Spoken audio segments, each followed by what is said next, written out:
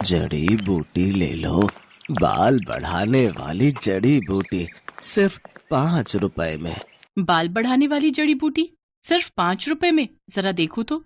सुधा को अपने बाल बढ़ाने थे, उसके लिए अब वो कुछ भी कर सकती थी। उसने बूढ़े आदमी से जड़ी बूटी खरीद ली। उस आदमी ने कहा, इस जड़ी बूटी को जोर जोर से पीसना, पीसने से तेल निकलेगा। उस तेल को सोने से पहले अपने बालों पे लगाना। जड़ी बूटी लेकर सुधा घर चली गई। तभी सुधा जड़ी बूटी पीसकर तेल निकालकर और उसे अपने सर पर लगाकर सो गई। और अगले दिन सुबह नींद से उठने के बाद उसने देखा उसके सर पर जितने भी बाल थे वो सब झड़ गए हैं। सुधा ये विश्वास नहीं कर पा रही थी। कहते हैं लड़कियां लंबे बालों में ही अच्छी लगती हैं, लेकिन सुधा के बाल बचपन से ही छोटे थे। उसके बाल बढ़ते ही नहीं थे। ऊपर से वो सांवली भी थी और दूसरी ओर उसकी बहन राधा के लंबे और घने बाल थे और राधा गोरी भी थी। इसीलिए राधा बचपन में हमेशा सुधा को चिढ़ाती थी, तू तो मेरी सगी बहन नहीं है, तुझे तो माँ और पापा रास्ते से उठाकर लाए थे, नहीं तो तू इतनी बदसूरत कैसे है। ये सुनकर सुधा हमेशा रोती थी। माँ पापा देखो ना राधा क्या बोल रही है, माँ पापा देखो ना। राधा और सुधा की माँ शमिता कहती थी, रो क्यों रही है सुधा, राधा ने कुछ गलत तो नहीं कहा, तू बदसूरत है, तेरे सर पर बाल भी नहीं है, मुझे ऐसी बेटी नहीं चाहिए थी। सुधा का पिता भी उससे प्यार नहीं करता था। सुधा को हमेशा हर किसी से नफरत ही मिलती थी। ऐसे ही बड़ी हुई सुधा। हर रोज वो रात को रोती थी और भगवान से प्रार्थना करती थी, हे भगवान कुछ चमत्कार करवा दीजिए, मेरे पैर तक लंबे बाल उगा दीजिए, प्लीज भगवान प्लीज।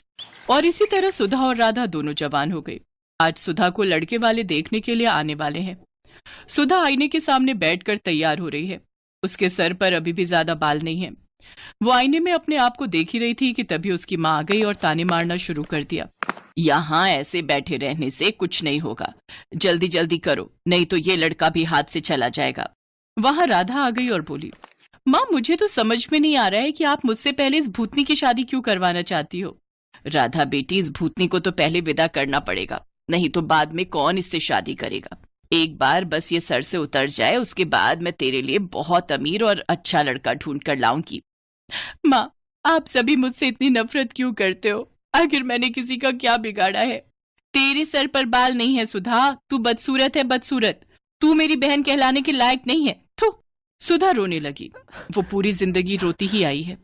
अविनाश नाम का लड़का सुधा को देखने के लिए आया। शमिता के कहने पर राधा अपने कमरे में ही बैठी हुई थी, क्योंकि शमिता ने उससे कहा था, बेटी तू कमरे के अंदर ही रहना, नहीं तो लड़के वाले सुधा से रिश्ता नहीं जोड़ेंगे। खैर अविनाश के साथ सुधा का रिश्ता तय हो गया, लेकिन उसके लिए बहुत ज्यादा दहेज देना पड़ा। उस बात को लेकर भी शमिता सुधा को ताने मारने लगी। सुधा मन ही मन सोचने लगी, अपने घर में तो मुझे शांति नहीं मिली, शायद ससुराल में जाकर मैं खुश रहूंगी। सुधा की शादी हो गई और शादी वाले दिन ही अविनाश ने राधा को पहली बार देखा और देखते ही उसके प्यार में पड़ गया।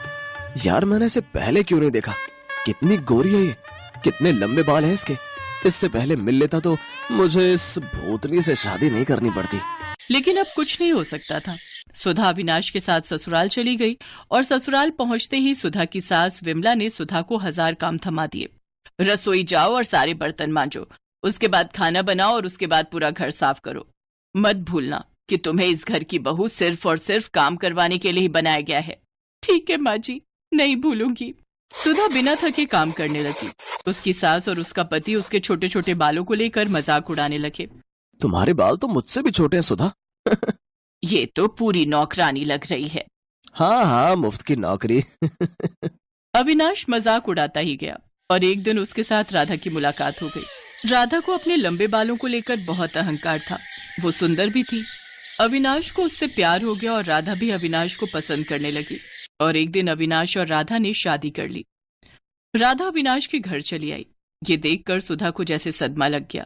राधा, राधा तू मेरे साथ ऐसा कैसे कर सकती है, तूने मेरे पति से शादी कर ली।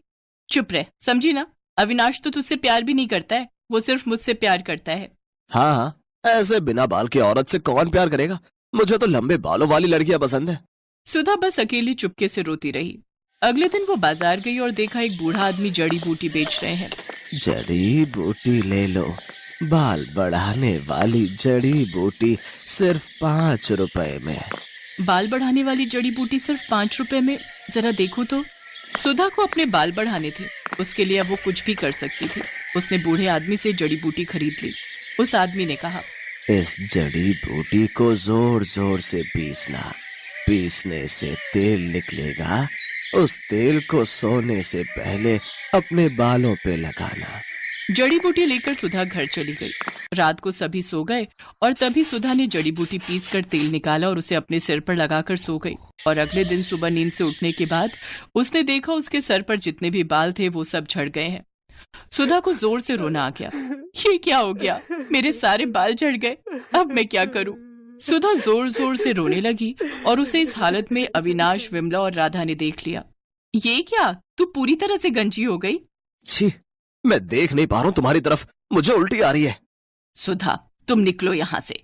यहाँ तुम्हारी कोई जरूरत नहीं है। तुम इस घर में रहोगी तो इस घर का नाम बदनाम होगा। सभी ने मिलकर सुधा को घर से निकाल दिया। सुधा रोती हुई एक जंगल में चली गई। जंगल में वो एक पेड़ के नीचे बैठकर रोने लगी। उसी पेड़ पर एक पंछी रहती थी। उसने सुधा को रोते हुए देखकर कहा, तुम रो क्यों रही हो?